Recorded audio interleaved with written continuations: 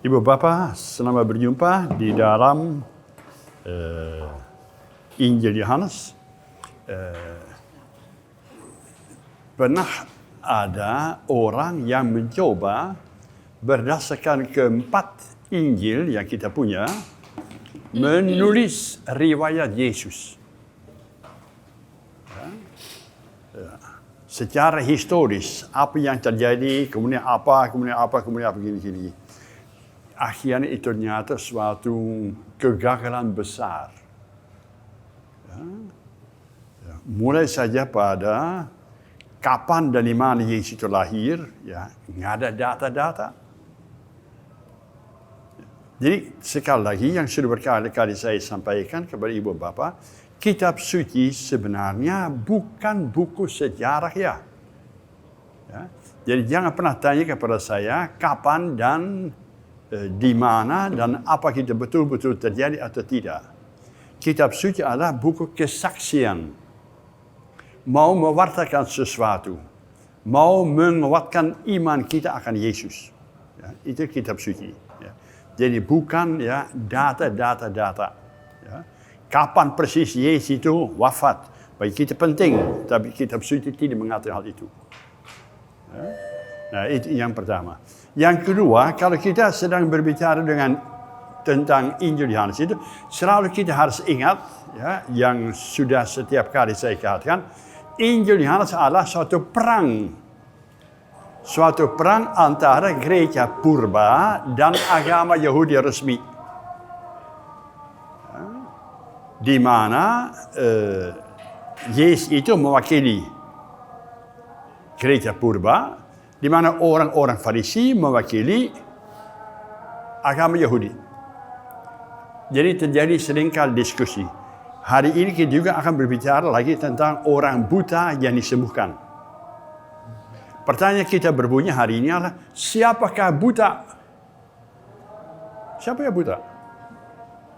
Jangan-jangan orang-orang yang disebut namanya melek, orang yang mempunyai menurut pemeriksaan dokter mempunyai mata yang bagus-bagus, jangan-jangan mereka justru yang buta. Apa yang disebut buta? Barangkali buta lebih banyak daripada hanya melihat orang yang lewat. Barangkali buta itu adalah tidak bisa melihat bahwa Allah itu hadir dalam hidup manusia. Beda.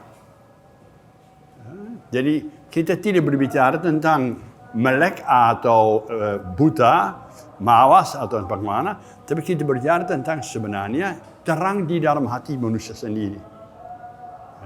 Kembali lagi, hal ini terjadi antara gereja purba yang bisa melihat dalam diri Yesus utusan Allah, sedangkan agama Yahudi yang dalam diri Yesus melihat si pengacau. Mata siapa yang salah? Mata siapa yang kiranya bisa melihat sesuai dengan rencana Tuhan. Jadi itu barangkali selalu harus kita ingat bahwa ada disput, ada diskusi, ada perang, ada saling menyerang antara sinagoga, agama Yahudi resmi, hierarki, dan gereja purba. Jadi sekarang kita akan ke bab 9. Injil Yohanes bab 9, Yesus menyembuhkan orang yang buta.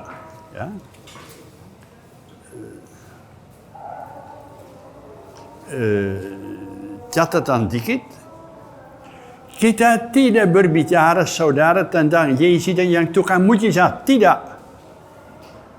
Kita berbicara tentang buta hati.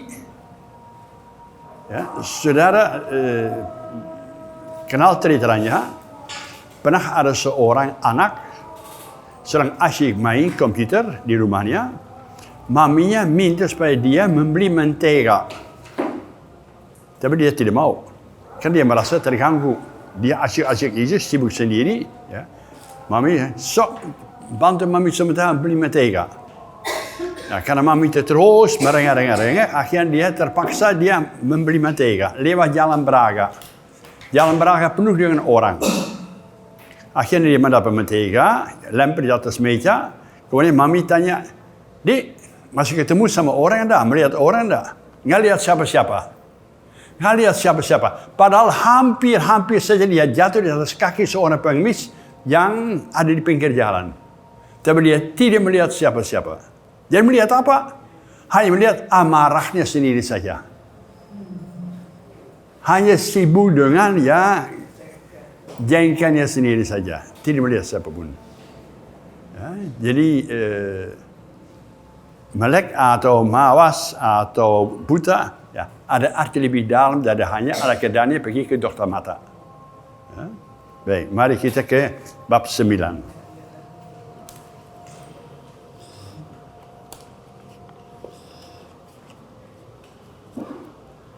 Orang yang buta sejak lahirnya. Ya. Itu apa namanya? Judul yang di atas itu bukan judul dari kitab suci, ya. Itu namanya hanya orang pada abad yang ke-12 ke-13 itu dia membantu kita kasih judul ini. Ya. Ya. Jadi jangan kita tergoda bahwa Yesus namanya tukang mujizat yang menyembuhkan bim orang yang buta. Tapi ada cerita di belakang hal yang lebih mendalam. Yes. Waktu Yesus sedang lewat, ia melihat seorang yang buta sejak lahirnya. Murid-muridnya bertanya kepadanya, "Rabi, siapakah yang berbuat dosa? Orang ini sendiri atau orang tuanya sehingga ia dilahirkan buta?" Ya.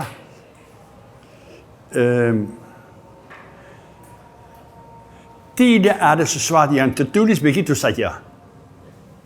Ya. Kalau kita membaca kitab suci, tolong di sini penuh dengan kutipan-kutipan ingatan-ingatan akan perjanjian lama. Ya. Cerita ini dimulai waktu Yesus sedang lewat. Kiranya apa yang muncul di dalam pikiran, di dalam ingatan, di dalam benak kita ini kalau kita mendengar waktu Yesus sedang lewat. Tuhan lewat. Kapan, dari mana? Apa artinya kata Paskah? Allah lewat. Allah lewat. Peristiwa apa? Peristiwa ketika orang-orang Yahudi siap untuk meninggalkan sengsara penderitaan di Mesir. Allah lewat. Jadi Allah itu lewat, itu sebenarnya adalah tanda tangan dari Allah sendiri. Yang datang siapa? Yang datang Allah yang berbelas kasihan. Ketika Yesus lewat. Jadi bukan namanya kebetulan saya lewat jalan merdeka atau saya lewat jalan Braga. Bukan. Ada arti yang lebih dalam. Ya, jadi tolong nanti pergi ke dokter itu supaya matamu dirubah sedikit supaya kita bisa membaca apa yang ada di belakang tulisan ini. Ya. Pas terjadi Paskah, kita masih di dalam Yerusalem masih sedang di dalam pesta di Yerusalem itu Paskah artinya Allah lewat. Nah kalau Allah itu lewat, Allah itu tidak lewat untuk menghukum, Allah itu lewat dengan penuh belas kasihan. Terjadi penyembuhan, terjadi kesembuhan, belas kasihan. Ya. Waktu itu Yesus itu lewat. Nah, itu yang pertama. Kemudian Yesus melihat. Siapa yang pernah melihat? Ya. Allah itu pernah melihat manusia yang menderita. Aku melihat sengsara orang-orang Yahudi di Mesir. Allah pribadi itu yang melihat, tidak lewat saja, yang melihat sengsara manusia. Yesus itu melihat. Melihat apa? Melihat ada sengsara. Melihat ada penderitaan. Dan hati Yesus selalu tergerak oleh belas kasihan kalau dia melihat sengsara orang. Ya. Jadi kalimat pertama ini sudah sangat pentingnya. Ya. Kita akan berbicara tentang melihat. Melihat. Melihat seperti Allah melihat. Melihat apa? Melihat sengsara penderitaan orang-orang lain. Dan hatinya tergerak untuk bertindak, untuk berbuat sesuatu, untuk membebaskan, untuk menyatakan belas kasihan kepada orang itu. Ya. Ya. Jadi ya semoga kita pandai-pandai ya memahami. Nah, kemudian kita juga sudah lihat itu tadi kita baca ya. Jadi ada orang Yesus melihat ada sengsara. Sengsara apa? Ada orang yang buta sejak lahir. Sudah barang tentu muncul dalam situasi dalam keadaan pada zaman itu pertanyaan siapa sebenarnya salah? Enggak ada sengsara tanpa dosa. Menurut pandangan pada saat itu. Yesus mendobrak. Kita di sini ingat akan buku Ayub. Yang bergumul tentang dari mana sebenarnya sengsara berasal. Di mana 3 sahabat dari Ayub itu berjuang mati-matian memberitahukan sengsara ini berasal dari Allah. Gara-gara kamu kurang ajar. Jadi sengsara adalah hukuman dari Allah. Nah, kita tahu bersama-sama masih ingat bahwa akhirnya pertanyaan itu tidak terjawab dalam buku Ayub. Sengsara ada di dunia kita ini tapi tidak selalu dapat dilokasikan apa sebabnya manusia bersengsara. Ya. Mengapa seorang anak itu yang suci, yang polos, yang tidak bersalah sepenuhnya, mengapa dia meninggal dunia? Mengapa? Ya, manusia tinggal angkat tangan saya, nggak ngerti. Tapi jangan menyalahkan Allah. Ya. Oleh karena dosa namanya sengsara masuk ke dalam dunia kita ini, tapi bukan sebagai hukuman dari Allah. Allah itu datang untuk membebaskan. Ya, jadi muncullah pertanyaan yang sangat wajar, sangat logis pada waktu itu. Ya, siapa yang kiranya berdosa? Apakah dia yang berdosa atau orang tuanya? Ya, pokoknya ada penderitaan, ada dosa, ada hukuman dari Allah itu. Ya, bagus. Lanjut, nomor 3 ya. Jawab Yesus. Bukan dia dan bukan juga orang tuanya. Tetapi karena pekerjaan-pekerjaan Allah harus dinyatakan di dalam dia. Kita harus mengerjakan pekerjaan dia yang mengutus aku selama masih siang. Akan datang malam di mana tidak ada seorang pun yang dapat bekerja. Ya, bentar ya. Jadi Yesus mendobrak. Ya. Dia mengatakan, saudara kita tidak ngomong tentang siapa yang salah. Sekarang kita ngomong tentang bagaimana kiranya Allah bertindak berhadapan dengan ketidakbahagiaan manusia. Ya, jadi kalau ada penderitaan, bukan soalnya ya siapa yang salah itu, tapi kita akan menemukan reaksi Allah terhadap penderitaan itu. Supaya kemuliaan Allah itu, kebesaran Allah itu dinyatakan di dalam orang itu. Ya. Jadi sengsara adalah kesempatan bagi Allah itu untuk memperlihatkan cintanya kepada manusia. Ya. Bukan bahwa Allah itu mengirim penyakit kepada kita, bukan bahwa Allah itu mau menguji kita, bukan. Tapi Allah itu mau mengatakan, dalam sengsara, dalam penderitaan, apapun juga, aku beserta kamu.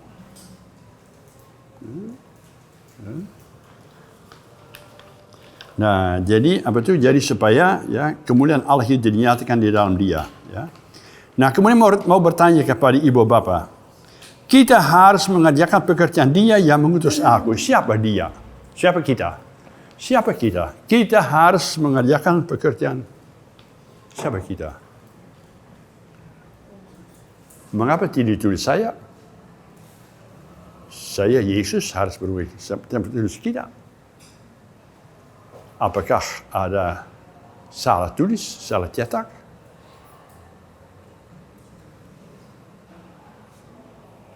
Para hadirin diam dalam 1001 bahasa. Baik kita.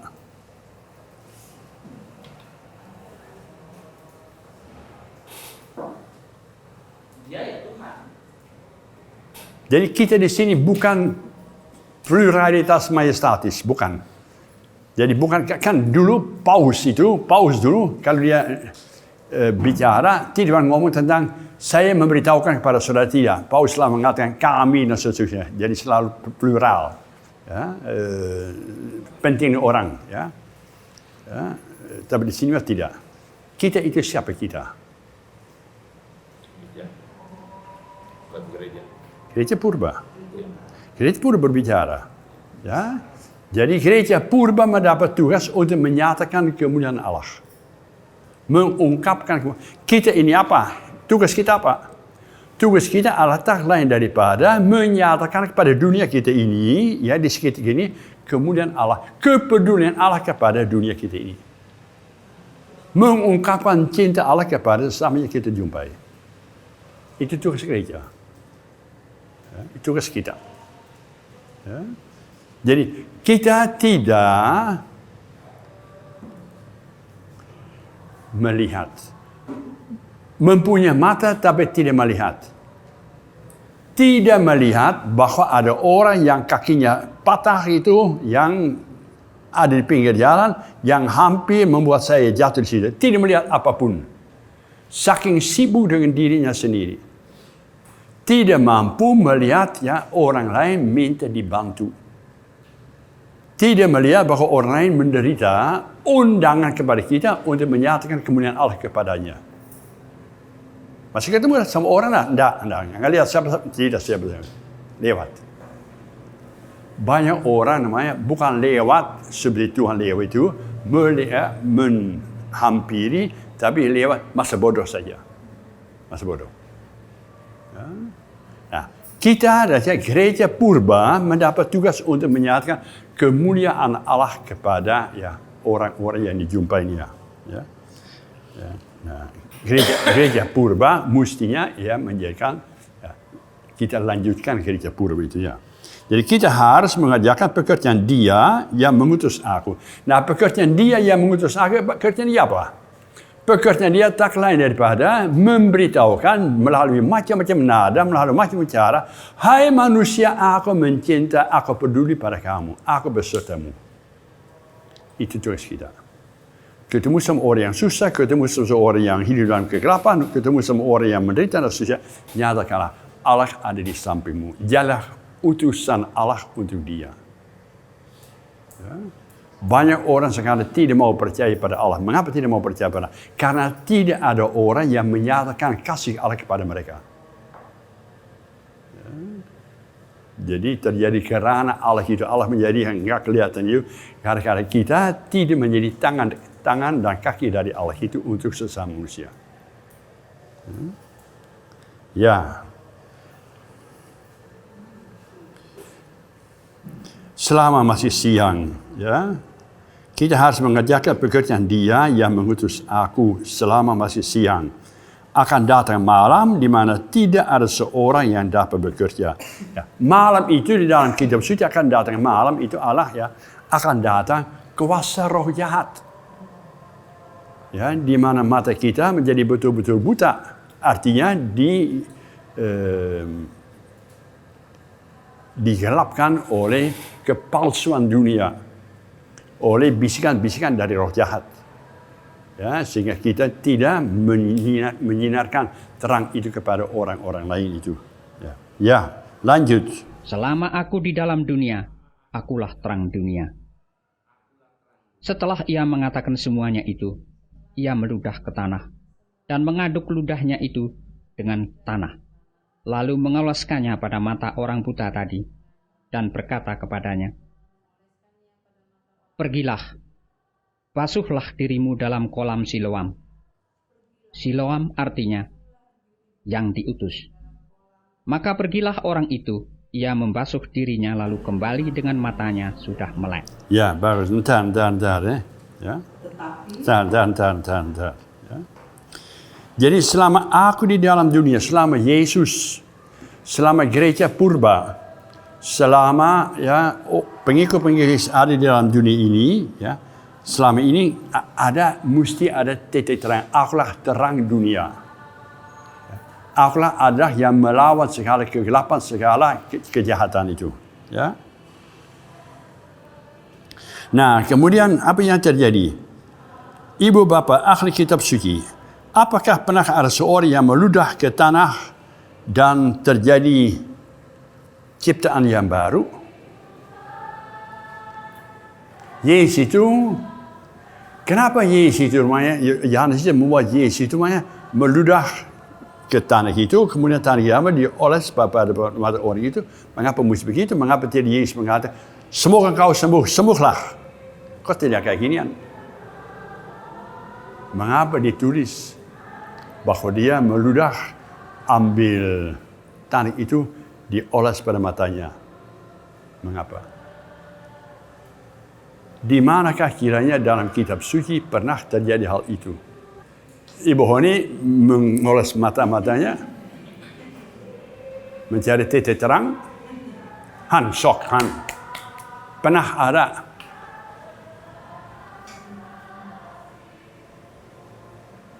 Apa yang saya bantu dikit? Apa yang tertulis pada buku Kejadian bab 2? Ketika Allah mulai menciptakan manusia.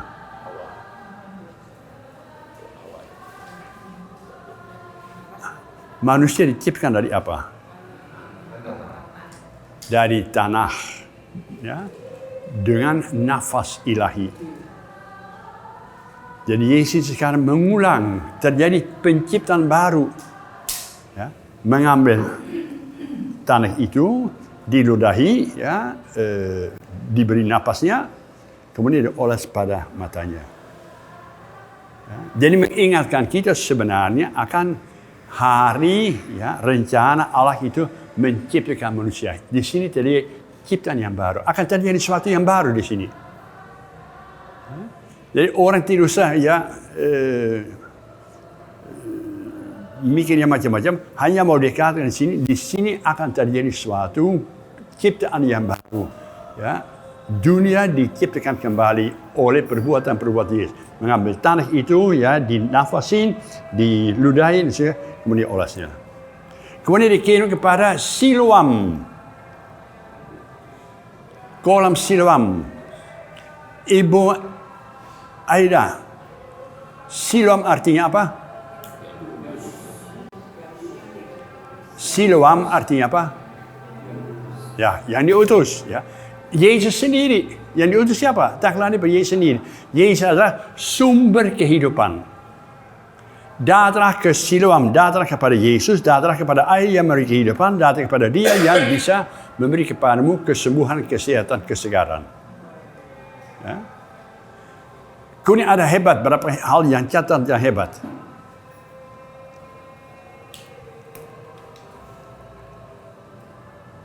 Sinta,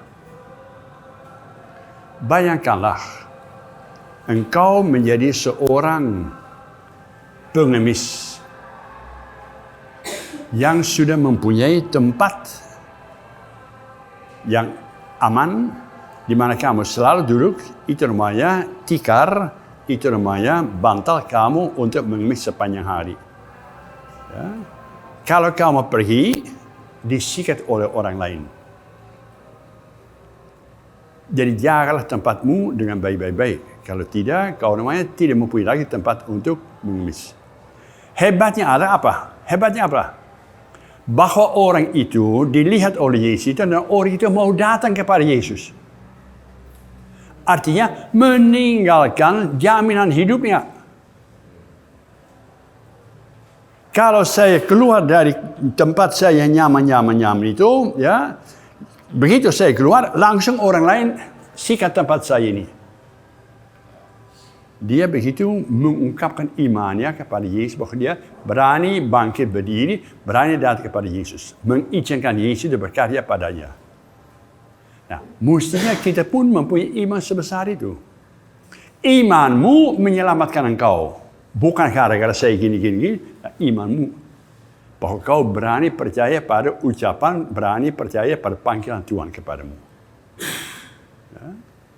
Itu yang pertama. Ya. Yang kedua adalah, kok ada seorang buta. Yesus lewat. Dan Yesus itu berhenti. Orang-orang lain apa? Melihat pun tidak. Melihat pun tidak. Hanya merasa terganggu saja. Ayo diam, jangan mengganggu, minggir. Kita ada urusan yang lain, yang lebih pentingnya. Jadi manusia seringkali begitu sibuk dengan rencananya, dengan ikutlah Tuhan Yesus pura-pura, menurut maunya sendiri, tapi tidak melihat sengsara orang lain. Ya, saudara, barangkali ingat, pernah mendengar cerita ada seorang sedang berdoa.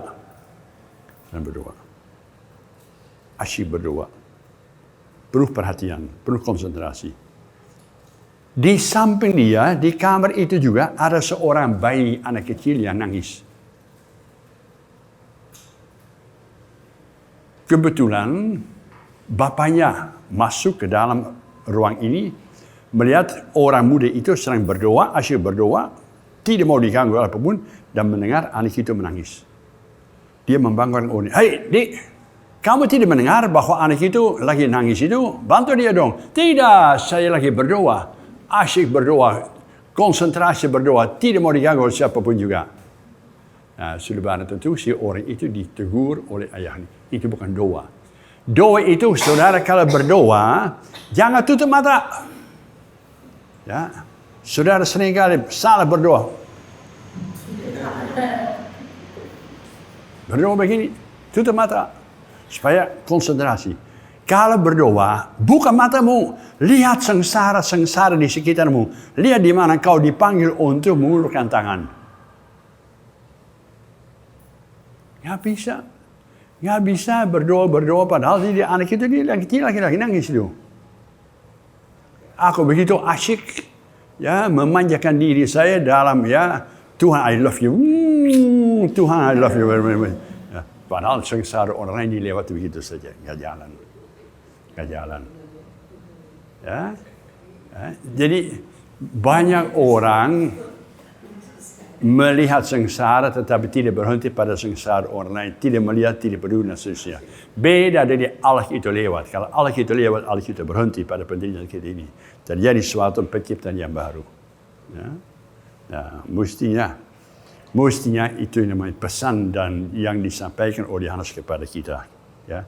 Gereja purba harus berbuat demikian. Pergilah, basuhlah dirimu dalam kolam Siloam. Dalam diriku, aku yang diutus. Datang kepada saya dan saya akan memberi kepadamu ya kesembuhan. Maka pergi orang itu membasuh dirinya lalu kembali dengan matanya sudah melek. Artinya matanya sudah melek itu bukan soalnya dia habis dari dokter ya mata ya katarak itu dihilangkan dan seterusnya, bukan sih. Ya. Hatinya hanya sekali nanti kita akan lihat ini ya. Untuk sampai kepada iman, untuk sampai kepada melihat itu takes time. Ya. Kita melihat, barangkali ingat ya, ada Yesus pernah menyembuhkan orang-orang yang buta juga. Sudahkah engkau melihat sesuatu? Belum. Kemudian diamalkan oleh Yesus. Sudah lihat apa? Aku lihat manusia tapi seperti pohon. Padahal manusia bukan pohon tuh. Ya, maka lagi Yesus itu mengambil dia, ya, baru melihat manusia. Lihat manusia itu sebagai ciptaan dari Tuhan, lihat manusia sebagai yang perlu ditolong. Ya. Jadi dalam proses beriman itu, ya, barangkali kita juga harus menyediakan waktu untuk ya, mengurus, membersihkan hati kita supaya kita bisa melihat seperti Allah melihat. Ya. Itu tujuannya. Ya, lanjut. Tetapi tetangga-tetangganya dan mereka yang dahulu mengenalnya sebagai pengemis berkata, "Bukankah dia ini yang selalu mengemis?" Ada yang berkata, "Benar, dialah ini." Ada pula yang berkata, "Bukan, tetapi ia serupa dengan dia." Orang itu sendiri berkata, "Benar, akulah itu." Jadi apa itu? Sekarang tampil beberapa orang saksi.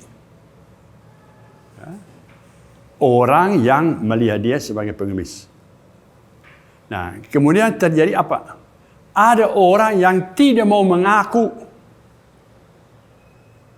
Ini namanya bukan dia, tapi orang lainnya. Ada orang yang ragu-ragu. Pokoknya tidak ada orang yang sampai peristiwa ini sampai kepada Tuhan Yesus.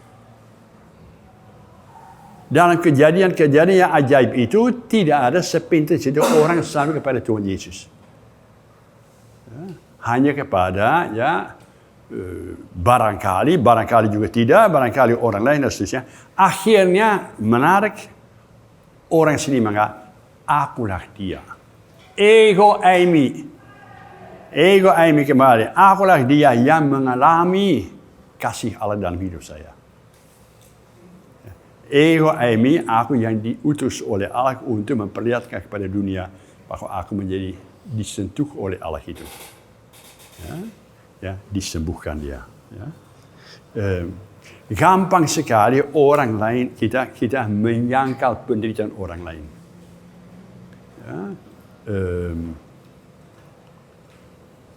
Kita tahu bahwa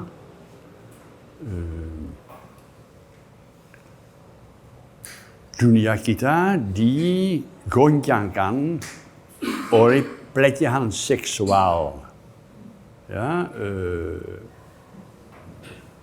Mudah-mudahan sekian tahun yang lalu, mudah-mudahan sekarang tidak lagi, tapi nggak tahu itu. Nah, kemudian pernah ada orang ditanya kepada seorang uskup, Monsignor, mengapa gereja tidak berteriak, tidak bereaksi ketika terjadi begitu banyak orang-orang yang disalahgunakan oleh pelecehan seksual? Kemudian dia menjawab apa? Kita sebenarnya tidak tahu bahwa hal ini terjadi. Artinya buta terhadap penderitaan sekian banyak orang. Tidak melihat bahwa ada sekian banyak orang itu yang dimanfaatkan untuk memberi kepuasan seksual kepada orang-orang lain. Kita tidak tahu bahwa hal ini terjadi. Ngapain mempunyai mata? Ngapain mempunyai hati? Tidak tahu penderitaan orang-orang lain. Jadi orang itu juga di sini kami tidak tahu bahwa dia menderita. Barangkali orang lain menyangkal penderitaan itu. Kami tidak tahu itu. Terus Kata mereka kepadanya, "Bagaimana matamu menjadi melek?" Jawabnya, "Orang yang disebut Yesus itu mengaduk tanah, mengoleskannya pada mataku, dan berkata kepadaku, 'Pergilah ke Siloam, dan basuhlah dirimu.' Lalu aku pergi, dan setelah aku membasuh diriku, aku dapat melihat." Lalu mereka berkata kepadanya, "Di manakah dia?" Jawabnya, "Aku tidak tahu." Ya. Jadi namanya ini terjadi, bagusnya ditanya, bagaimana kiranya kau bisa melek itu? Bagusnya orang itu nunjuk kepada Yesus. Orang yang disebut Yesus itu, dia berbuat gini, dan dia membuat saya melek. Hanya dia tidak tahu di manakah Yesus itu. Aku tidak tahu di manakah dia. Jadi percaya pada Yesus itu membantu dia, tetapi tidak tahu bagaimana harus mengikutinya, bagaimana harus menghormatinya, bagaimana harus menjumpa dengan dia. Aku tidak tahu di mana dia. Untuk sampai kepada iman, sampai kepada mengikuti Yesus itu, seringkali membutuhkan waktu untuk. Jadi iman itu bukan hanya di mulut saja, tapi iman itu terungkap dalam perbuatan-perbuatan. Meninggalkan tempat ini, itu namanya iman. Berani menyerahkan diri pada Tuhan. Kemudian meninggalkan cara hidupmu yang lama, dan seperti Abraham pergi ke negeri yang akan Tuhan tunjukkan pada saya. Entah di mana.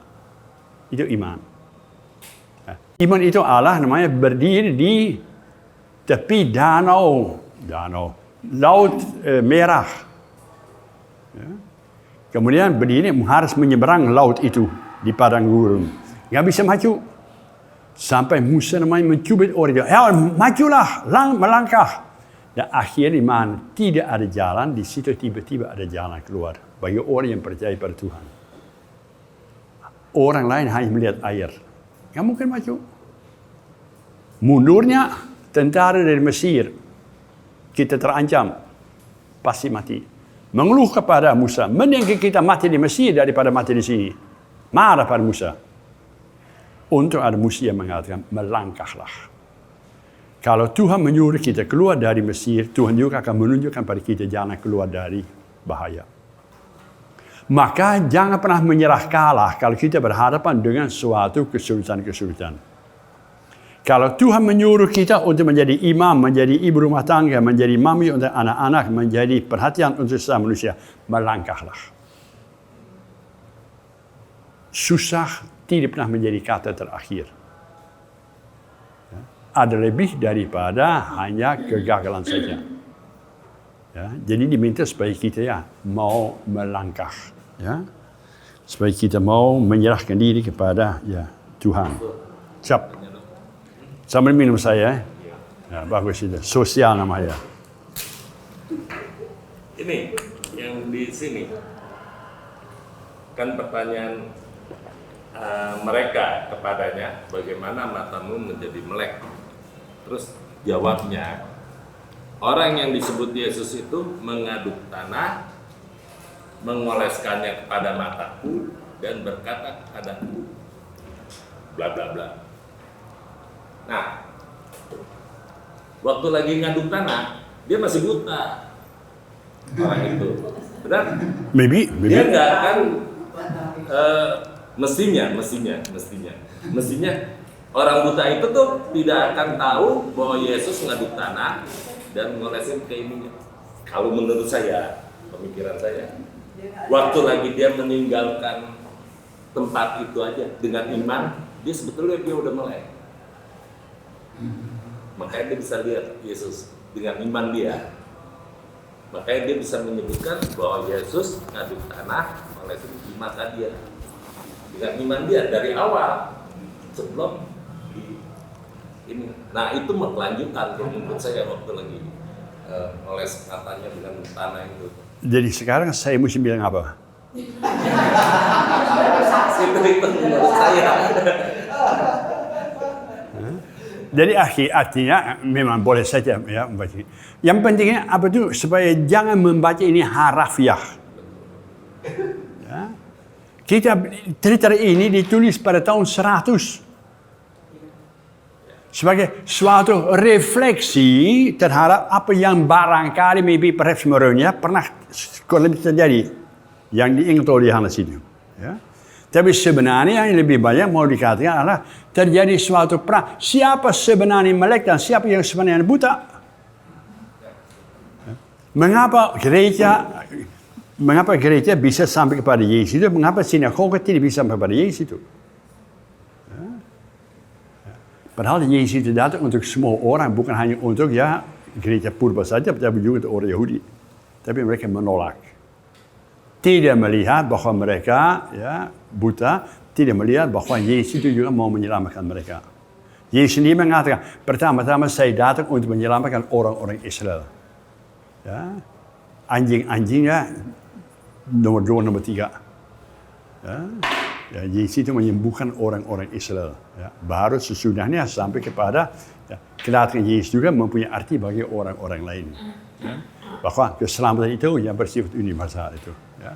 Jadi bagus saja ya. Jadi apa tuh? Jangan sampai kita tergoda untuk melihat kejadian itu secara historis begitu terjadi. Ya. Hanya dia mau dikatakan, kalau mau datang kepada Yesus dalam kesusahan itu sudah menuntut memang iman. Ya. Kalau tidak kita tetap bertahan dalam yang masih ada pada saya nyaman saja. Ya. Sedangkan kalau mau datang kepada Yesus itu berarti kita harus berani melangkah. Tinggalkanlah negerimu, tinggalkanlah saudaramu, pergilah ke negeri yang akan saya tunjukkan. Untuk apa? Untuk menjadi berkat bagi orang lain. Itu yang dikatakan pada Abraham. Kepada siapa dikatakan itu? Siapa Abraham? Saudara kalau belum tahu, namanya Bapak ini Han Abraham. Ya. Jadi kalau kitab suci berbicara tentang Abraham, bicara tentang diri saya. Hai manusia, tinggalkanlah sengsaramu, tinggalkanlah kebutaanmu, ikutilah aku. Jadi berkat bagi orang lain. Ya, bagus. Kenapa tadi Pastor bilang Yesus datang hanya untuk menyelamatkan pada awalnya orang Israel aja? Kenapa yang pastor lain berbelakangan? Kenapa nggak semua aja? Ya. Jadi semula Yesus itu orang Yahudi. Yesus datang, ya, keselamatan itu tersedia bagi orang-orang Yahudi. Ya. Nanti dulu. Ya. Keselamatan itu tersedia bagi orang-orang Yahudi. Artinya Yesus itu datang kepada orang-orang Yahudi. Nah, kemudian dia mau, menurut ceritanya bukan di sini, ya, dia cerita yang tadi pagi kita mendengar di gereja. Ya. Nah, dia datang ke daerah Sidon Fenisia. Ketemu, sebenarnya mau istirahat, tidak mau diketahui. Tapi ada seorang ibu mempunyai anaknya yang sakit, ya, dia tahu, dia datang pada Yesus. Supaya Yesus itu menyembuhkan. Nah, Yesus sebagai orang Yahudi mengatakan, keselamatan pertama-tama aku datang sebenarnya untuk orang-orang Yahudi. Tapi Yesus juga sudah mendobrak sedikit, mengizinkan bahwa keselamatan ini sebenarnya juga tertuju kepada seluruh. Jadi dulu di gereja purba juga masih ada perang besar. Ya, kalau kita membaca surat Galatia, ya, bahwa tidak ada keselamatan di luar agama Yahudi. Jadi kalau tidak disunat, kalau tidak menerima Torah, kalau tidak mentaati Torah, nggak mungkin masuk ke surga. Nah, gereja purba antara lain Paulus itu mengatakan, sebenarnya keselamatan kita bukan taat kepada Torah, tapi keselamatan kita adalah ketaatan kepada Yesus. Jadi terjadi pewahyuan yang luar biasa.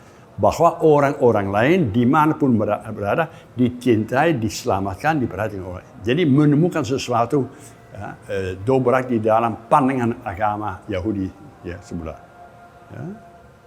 Ya, jadi Yesus memuji wanita itu. Gara-gara kamu mempunyai iman sebesar itu, pulang anakmu sudah sembuh. Ya. Jadi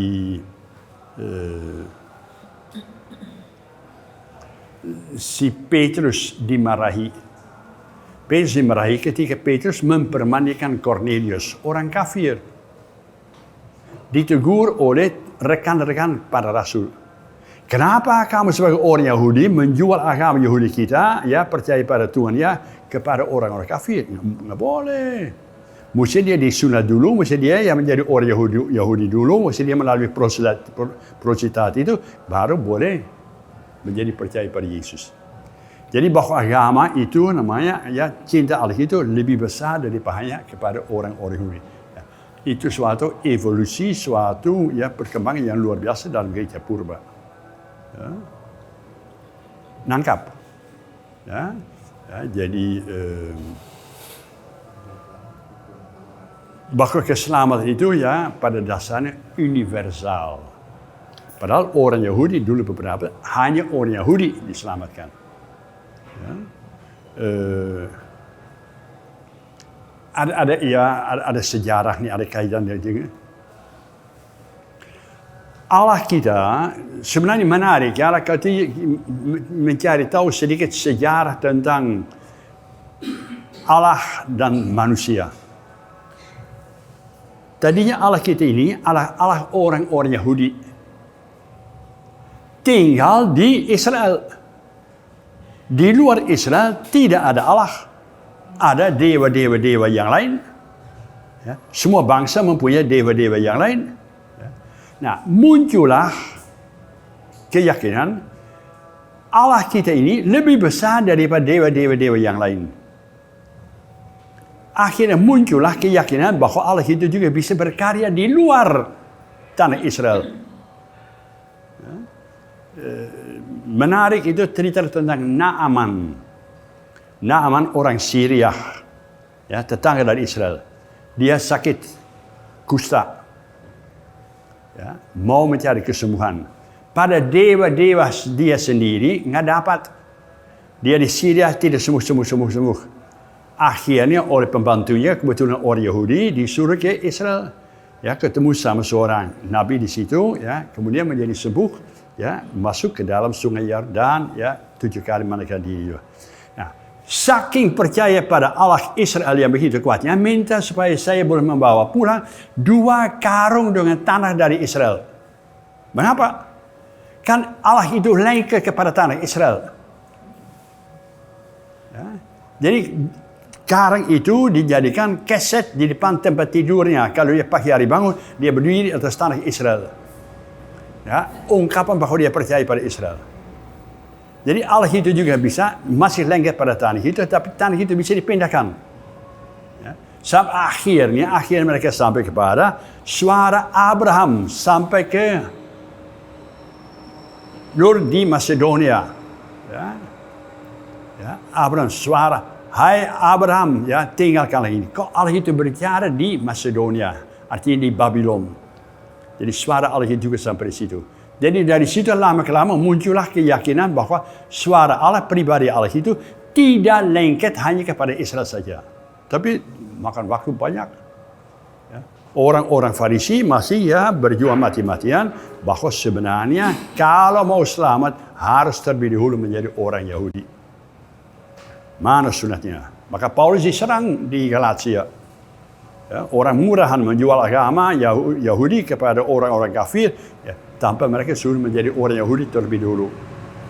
Ya. Nangkap. Ya. Ya. Lanjut. Lalu dia membawa orang yang tadinya murtad itu kepada orang-orang Farisi. Adapun hari waktu Yesus mengajukan dan memulaikan mata orang itu adalah hari Sabat. Nah, Mbak, punten, ya. Jadi muncullah ada orang Farisi. Siapa orang Farisi? Ada hierarki, ada para klerisi, ada para pemimpin dari institusi resmi agama Yahudi. Ya.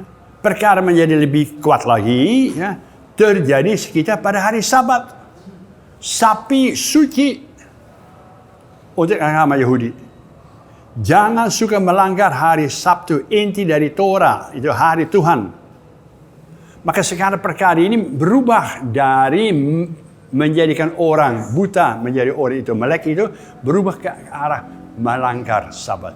Nggak mungkin bahwa Yesus berbuat demikian, nggak mungkin bahwa dia utusan dari Allah. Nyatanya bahwa dia melanggar inti dari agama kami. Ya. Jadi kembali akhirnya kepada identitas Yesus. Siapa Yesus itu? Apa Yesus itu lebih besar daripada hari Sabat? Apakah hari Sabat bukan namanya inti dari agama dan seterusnya? Sampai akhirnya suatu tempat yang lain Yesus mengatakan, Sabat itu untuk melayani manusia, bukan namanya manusia untuk melayani Sabat. Ya. Sabat itu menghidupkan orang-orang lain, bukan untuk membiarkan orang lain itu. Ya. Koreksi dari Yesus yang sangat tidak diterima, ya, terhadap, ya, orang-orang Farisi. Ya. Ya.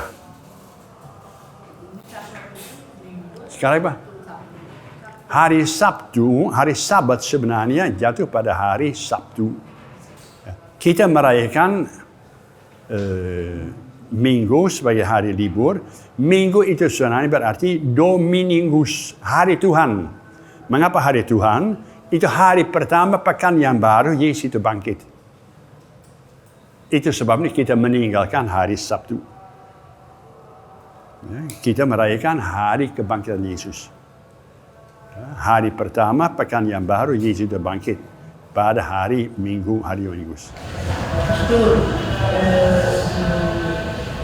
Yohanes Pembaptis waktu dia membawa tadi sesuai berkata, pergilah wartakan kerajaan surga sudah dekat.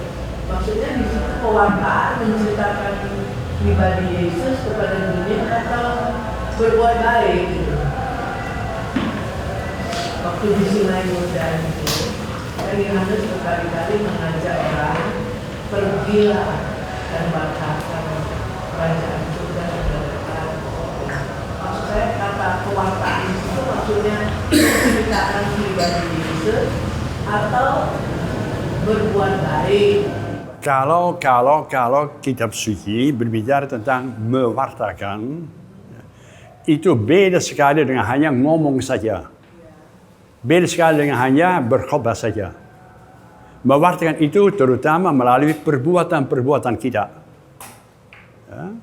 Jadi sama saja, ya. Mari kita rajin berdoa. Tapi tolong kalau berdoa bukalah matamu supaya melihat bahwa anak kita nangis. Ya. Jadi doa itu bukan hanya mencari kepuasan sendiri saja, ya, memanjakan diri di dekat pada Allah itu, tapi supaya juga namanya melaksanakan kehendak Allah kepada orang-orang yang susah. Jadi wartakanlah kerajaan Allah sudah dekat, nyatakanlah. Jangan ibu besok pergi ke alun-alunnya, ya, sesuai dengan instruksi dari Yohanes itu, hai saudara-saudara, bertobatlah kerajaan Allah sudah dekatnya. Mana buktinya? Silahkan kita nyatakan bahwa kerajaan Allah itu memang sudah dekat itu. Di mana kita sebagai pengikut Yesus hadir, di situ kita mempunyai kewajiban menghadirkan kerajaan Allah itu. Ya, terjadi pengampunan, terjadi penyembuhan, terjadi penolong. Ya, ya, jadi mewartakan itu dengan tangan dan kakinya, dengan mulut. Ya, bukan hanya dengan berkhotbah saja. Ya.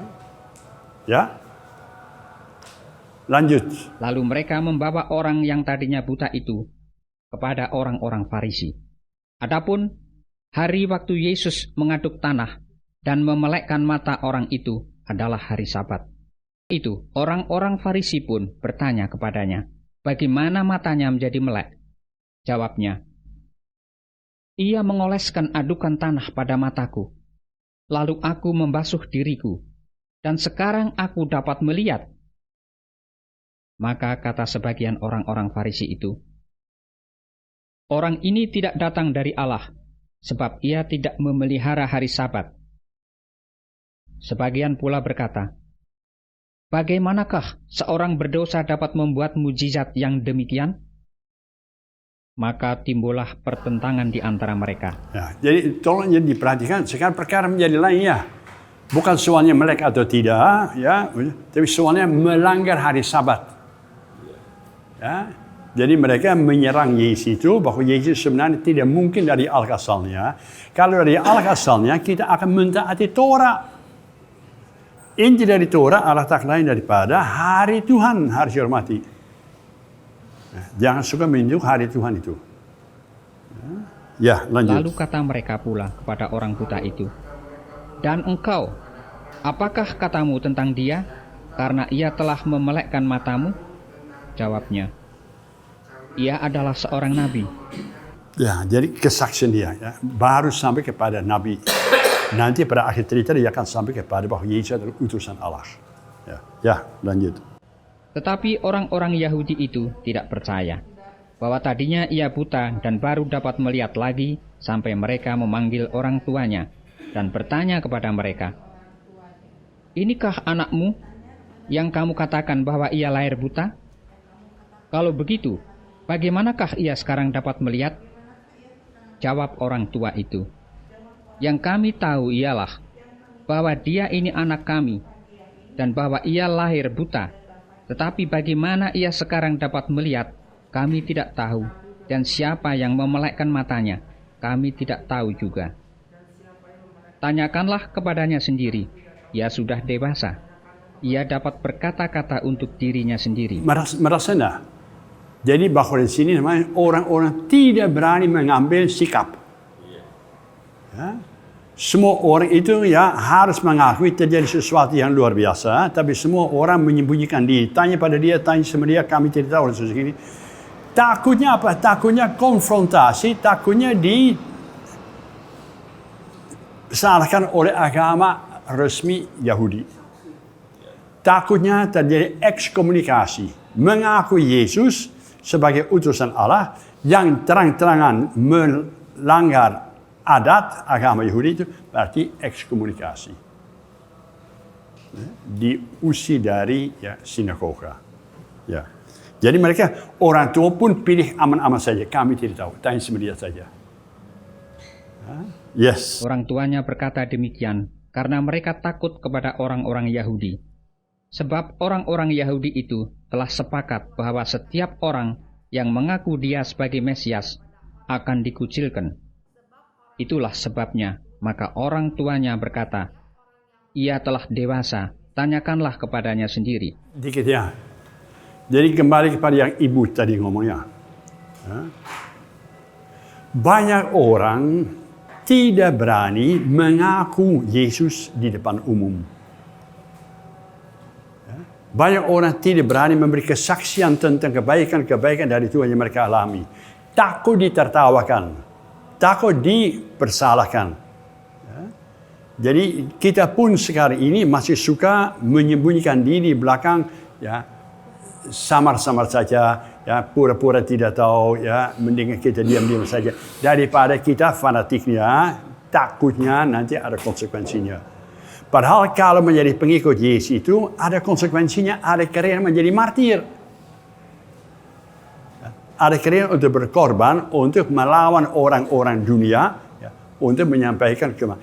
Diterima atau tidak diterima, ya. Jadi jangan sampai kita menjadi orang yang cicing-cicing wae. Ya, diam-diam saja. Mestinya kita berani memberi kesaksian tentang perjumpaan kita dengan Allah, kebaikan Tuhan kepada kita. Ya. Kalau sakit, kalau ya mengalami suatu ya pertolongan dari Tuhan itu, ya, supaya itu tidak disimpan bagi dirimu sendiri saja, supaya itu disampaikan pada orang-orang lain. Sharing tentang aku berjumpa dengan kebaikan Allah dalam hidup saya. Ya, lanjut. Siap. Kan ada Mikir-mikir dulu. kan ada ayat yang ajarannya kan begini, apa ya, cintailah Allah dengan segenap jiwamu. Kemudian itu kan dengan ayat itu, makanya orang itu kan bikin ada namanya hari Sabat ya. Jadi 7 hari 6 hari kerja, satu hari memuliakan Allah. Mungkin itu kan cintailah Allah dengan segenap jiwa. Begitu pula seperti ceritanya waktu Marta dengan Maria. Pada waktu itu Marta kerja, sedangkan Maria dengar Tuhan Yesus itu dipeluk-pelukin terus gitu kan. Pada waktu itu si Marta bilang, Tuhan itu tolong Marta ini, bantulah aku lagi sibuk. Terus kemudian katanya Yesus, dan kira-kira kan gambarannya bahwa kalau kapan bisa dengar Tuhan Yesus kan gitu kan. Kalau yang kerjaannya istilahnya yang remeh-remeh ini kan sehari-hari juga selalu ada. Terus ada lagi ayat yang kedua setelah cintailah Allah dengan segenap jiwamu, kemudian kasihlah tetanggamu seperti engkau mengasihi dirimu sendiri. Nah, ini ada satu paradoksial bertentangan. Kalau gitu kita suruh milih yang mana? Jangan milih. Laksanakan. Jangan milih. Itu seperti yang Romoan bilang. Jangan milih. Jangan milih. Doa gitu kan. Doa matanya merem. Dia itu kan mungkin sudah kontak sama Allah ya. Doa Allah apa? Doa Allah sekaligus melihat sengsara orang lain.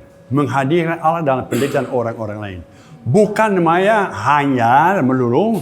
Memang ada saja kita berdoa. Anak itu tidak akan namanya 24 jam menangis.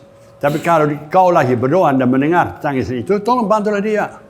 Tinggalkanlah. Ada orang di gereja, kalau lagi berdoa habis menyambut kamu gini. Ada saking kamu. Tapi tiba-tiba tetanggamu jatuh pingsan. Nggak bisa. Dia bilang pingsan tiap hari, ada yang pingsan terus. Bantulah setiap hari orang yang pingsan. Itu doa yang benar. Jadi cintailah Tuhan Allahmu, terungkap dalam cinta pada sesama manusia. Kedua ini satu dan sama. Nggak mungkin kita mengatakan saya mencintai ya Allah itu di atas segala sesuatu, cuek terhadap sesama manusia, itu bohong. Sama saja tidak mungkin namanya ora et labora. Nggak cukup hanya menjadi seperti Marta. Hanya ada saatnya mana saya harus mengundurkan diri. Kalau saya mau menyampaikan, saya harus mempersiapkan diri dulu. Jam 4 sampai jam 6 saya tidak terima tamu. Sudah tahu di sekretariat. Kalau tidak saya ngomong kosong di sini. Jadi ada saatnya di mana saya harus mempersiapkan diri, mana saya harus memperdalam relasi itu. Supaya apa? Supaya saya bisa mempraktekkan dalam kehidupan sehari-hari. Ya. Jadi agama itu tidak mungkin lepas dari humanisme. Ya, mencintai Tuhan Allah itu tidak mungkin lepas dari mencintai berbuat baik kepada sesama manusia. Itu ungkapan. Siapakah Yesus itu? Yesus adalah ungkapan penjelma dari sabda Allah itu. Bukan hanya percaya pada sabda Allah itu, tapi ungkapan menyatakan ya kasih Allah kepada sesama manusia. Ya. Jadi jangan pilih, laksanakan. Ya, bertobatlah. Ya, lanjut. Lalu mereka memanggil sekali lagi orang yang tadinya buta itu dan berkata kepadanya, "Katakanlah kebenaran di hadapan Allah. Kami tahu bahwa orang itu orang berdosa." Jawabnya, "Apakah orang itu orang berdosa? Aku tidak tahu. Tetapi satu hal aku tahu, yaitu bahwa aku tadinya buta dan sekarang dapat melihat." Kata mereka kepadanya, "Apakah yang diperbuatnya padamu? Bagaimana ia memelekkan matamu?" Jawabnya, "Telah kukatakan kepadamu, dan kamu tidak mendengarkannya. Mengapa kamu hendak mendengarkannya lagi? Barangkali kamu mau menjadi muridnya juga." Sambil mengecek, mereka berkata kepadanya, "Engkau murid orang itu, tetapi kami murid-murid Musa. Kami tahu bahwa Allah telah berfirman kepada Musa, tetapi tentang dia itu kami tidak tahu dari mana ia datang." Jawab orang itu kepada mereka, "Aneh juga bahwa kamu tidak tahu dari mana ia datang, sedangkan ia telah memelekkan mataku. Kita tahu bahwa Allah tidak mendengarkan orang-orang berdosa, melainkan orang-orang yang saleh dan yang melakukan kehendak-Nya. Dari dahulu sampai sekarang, tidak pernah terdengar bahwa ada orang yang memelekkan mata orang yang lahir buta. Jikalau orang itu tidak datang dari Allah, ia tidak dapat berbuat apa-apa." Jawab mereka, "Engkau ini lahir sama sekali dalam dosa, dan engkau hendak mengajar kami?" Lalu mereka mengusir dia keluar. Ekskomunikasi. Jadi soalnya ialah kekehwai orang-orang sinagoga namanya kekehwai. Tidak mungkin bahwa Yesus dari Allah asalnya. Ya, sedangkan orang-orang yang baru disembuhkan memberi kesaksian. Nggak mungkin namanya orang tidak dari Allah asalnya dia berbuat kayak gini-ginian. Itu orang yang baik. Kemudian sinagoga membela diri mati-matian, akhirnya tidak mempunyai omongan lagi, mereka mengusir dia dari sinagoga. Itu gereja purba. Mereka tidak bisa melawan gereja purba, maka akhirnya gereja purba diusir dari sinagoga. Ya, tadinya gereja purba masih merupakan suatu kelompok di dalam sinagoga, tapi akhirnya mereka mengusir gereja. Ya, terjadi pemisahan antara agama Yahudi dan agama Kristen. Ya. Yes, lanjut.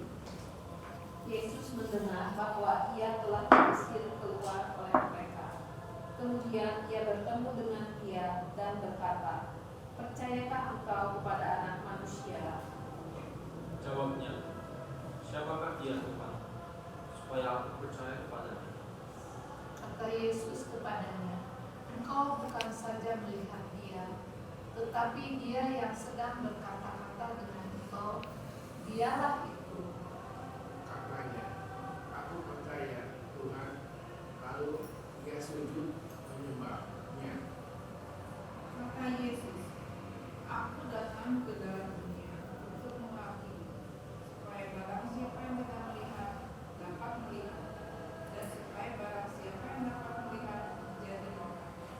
Kata-kata itu didengar oleh beberapa orang Farisi yang berada di situ, dan mereka berkata kepadanya, "Apakah itu berarti bahwa kami juga buta?" Jawab Yesus pada mereka, "Sekiranya kamu buta, kamu tidak berdosa. Tetapi karena kamu berkata, kami melihat, maka tetaplah dosa." Ya, jadi akhirnya apa ada dua catatan ya. Pertama ialah orang yang mencari Allah, akhirnya orang itu akan dicari oleh Allah. Ya, Yesus itu akhirnya mencari orang itu. Percaya engkau akan ya putra Allah. Siapa ini? Dia yang bicara sama kamu. Ya. Jadi Allah itu membantu supaya orang itu ya menjadi lebih mantap dalam imannya. Kemudian akhirnya menjadi masalahnya, kehadiran saya sebenarnya untuk menjadi hakim. Bukan soalnya Allah itu menghakim orang, tapi aku menjadi hakim. Manusia sendiri harus mengambil suatu pandangan terhadap saya. Kau pro atau melawan saya? Kalau kau melawan saya, namanya kau tidak melihat bahwa saya itu berbuat baik atas nama Allah itu. Ya. Kalau kau menerima saya, kau melihat bahwa aku hanya melaksanakan kehendak dari Allah Bapa kepada kamu. Ya. Nah, akhirnya menjadi pertanyaan, siapakah buta?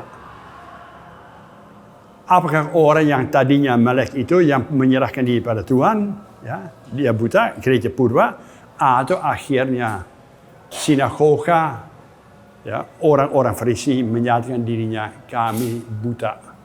Tidak bisa melihat bahwa dalam diri Yesus itu kebaikan Allah dinyatakan kepada manusia.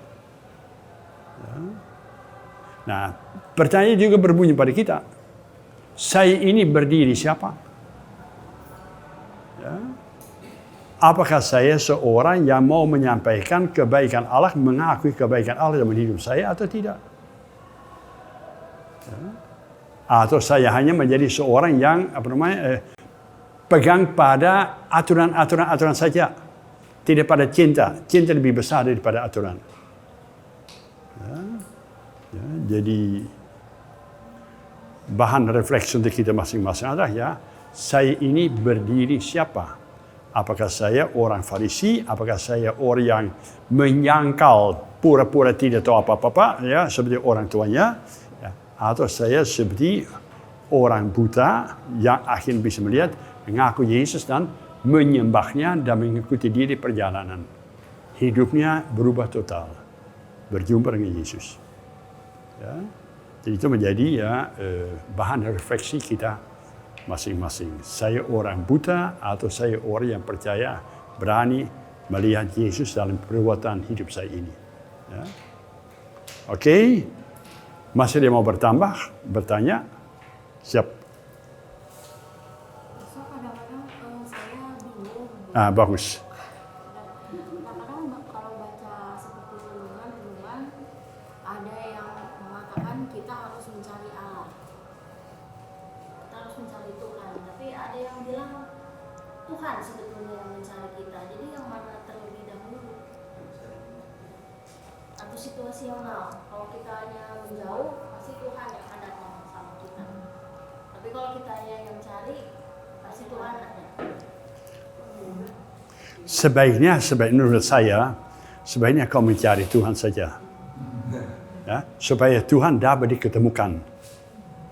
Ya, kalau saya terlalu sibuk dalam ya urusan-urusan duniawi, tidak pernah ada waktu untuk berdoa, tidak pernah ada waktu untuk mendengarkan ya suara Tuhan, mungkin saya juga tidak percaya pada Tuhan. Enggak butuh. Tapi saya mencari Tuhan, ya, menemukan Allah dalam kehidupan sehari-hari. Ya. Ya, dan karena itu saya seringkali bersyukur kepada Tuhan yang saya alami dalam hidup saya ini. Ya. Jadi jangan sudah pernah sebenarnya milih yang mana ya. Kedua, carilah Tuhan ya dimanapun juga. Ya. Dan Tuhan tidak mencari kita. Tuhan selalu beserta kita. Tuhan tidak mencari kita. Tuhan selalu tinggal namanya kita akhirnya membuka mata kita dan melihat oh ya Allah itu. Ya. Jadi Allah itu tidak pernah mencari manusia. Ya. Ya. Pribadi Allah pribadi Allah beserta manusia. Itu pribadi Allah gitu. Ya. Yang sedang mau mengajak manusia supaya manusia itu mau mengakui dia sebagai Bapa mereka. Nah, itu disambungkan dengan cerita 99 domba ditinggalkan satu dicari itu. Itu kepedulian Allah itu satu pun saya tidak lepaskan. Ya. Ya. Tapi domba itu juga harus mau dicari oleh Allah. Tapi dalam cerita ini terungkapan tak lain daripada kepedulian Allah kepada orang berdosa. Orang berdosa jangan pernah merasa dirinya dibuang, dilepaskan, dilupakan oleh Allah. Allah kita peduli pada orang berdosa. Allah kita tidak pernah membuang seorang manusia pun. Never too late untuk bertobat.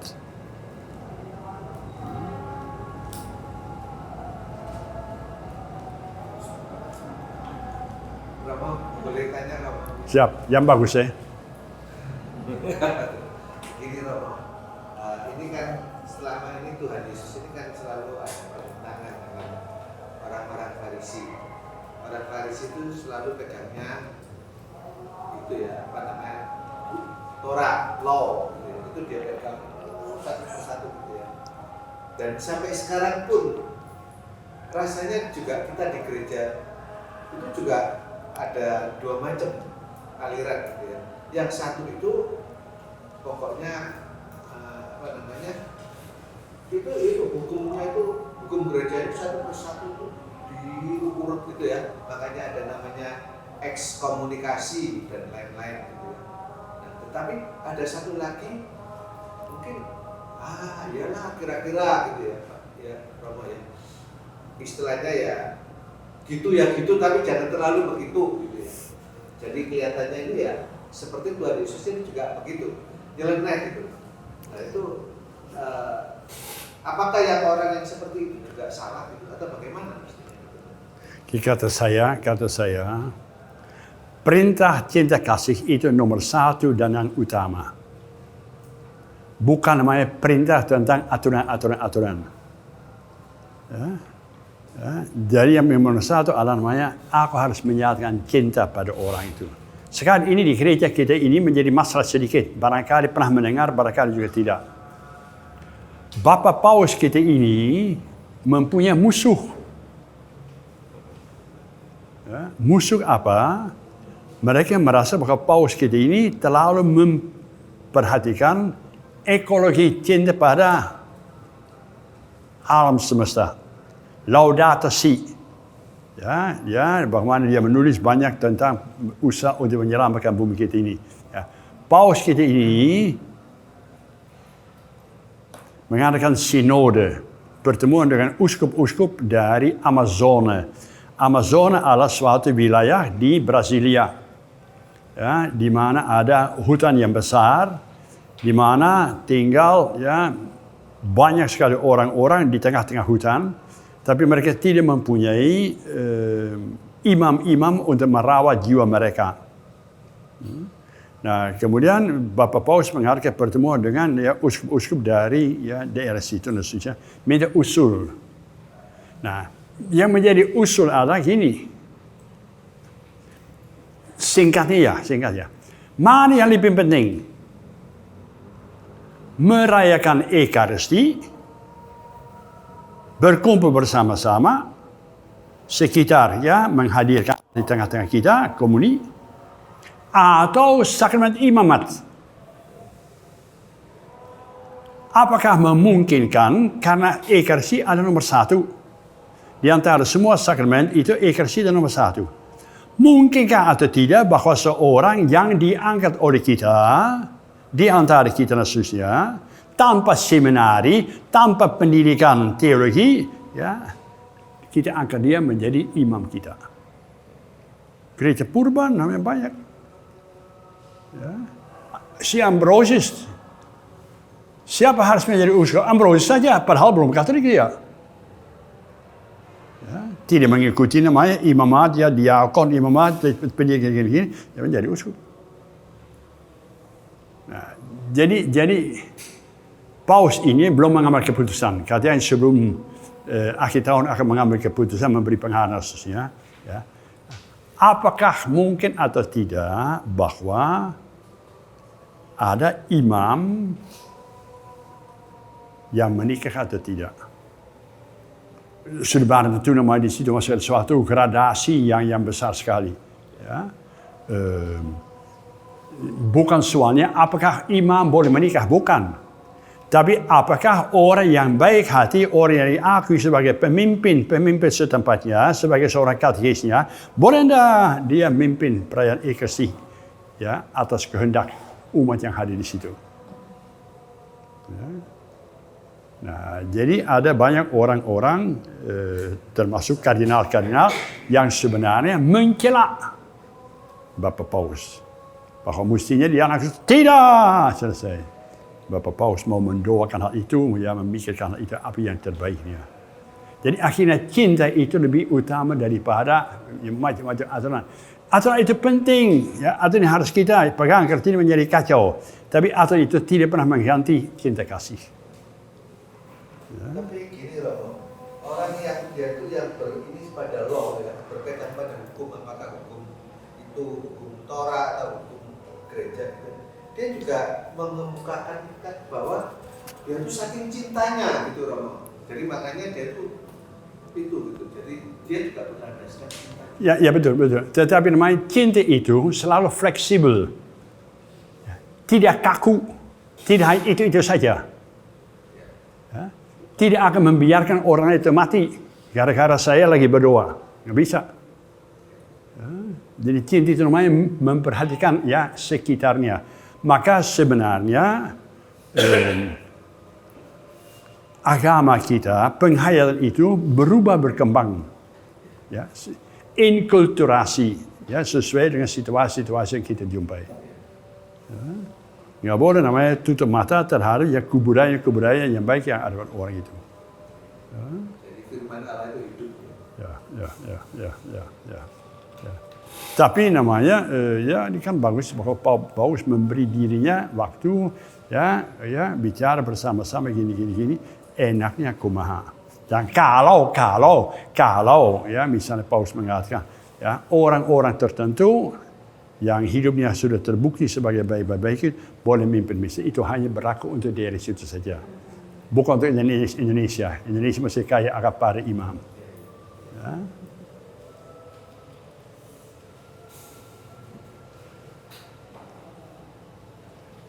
Oke? Ya. Sampai minggu depan, ya, di mana kita berjumpa dengan Yesus sebagai gembala yang baik.